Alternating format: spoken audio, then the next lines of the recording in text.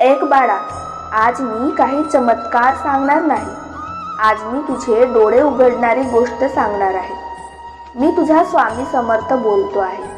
मी पाहतोय तू खूप गोष्टी मनात ठेवून आहेस, पण कुणालाच सांगत नाहीस. बाहेरून सगळ्यांसाठी मजबूत आणि आतून मात्र हळूहळू तुटत चाललेस.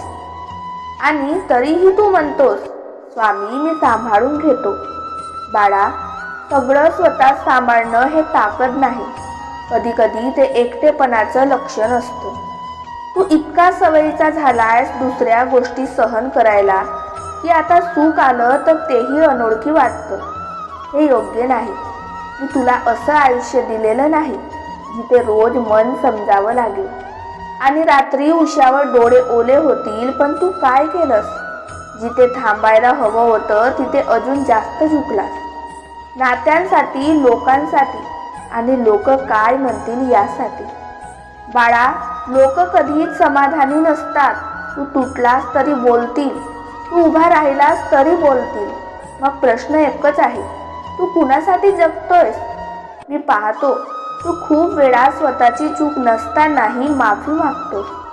शांततेसाठी, नातं वाचवण्यासाठी, वाद टाळण्यासाठी. पण बाळा, जिथे तुलाच नेहमी झुकावं लागतं ते नातं तुला मोठं करत नाही, ते तुला लहान करतं. मी तुला शिकवतो शांतता मिळवण्यासाठी. स्वतःचा आत्मसन्मान कधी सोडायचा नसतो.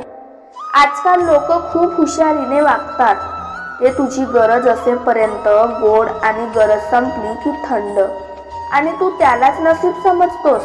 नसीब नाही बाळा, तो धडा आहे. तू जेव्हा कुणाला तुझ्या आयुष्यातून दूर करतो तेव्हा रडू नकोस, कारण जे स्वतःहून तुला समजून घेत नाही ते तुला पुढे नेऊ शकत नाही. ते तू चांगला आहेस, पण स्वतःसाठी थोडा कडक हो.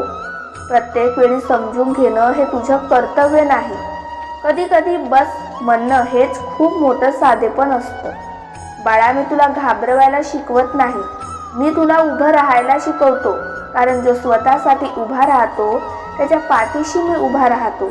आजपासून एकच गोष्ट लक्षात ठेव, तुझं मन जेव्हा म्हणेल इथे थांब तेव्हा थांब. तिथेच तुझं रक्षण आहे, तिथेच माझं मार्गदर्शन आहे. शेवटी एकच सांगतो, तू कमी नाहीस, तुला कमी समजलं गेलंय आणि आजपासून ते थांबव. मी तुझ्या सोबत आहे. पण स्वतःची किंमत तुलाच ओळखावी लागेल.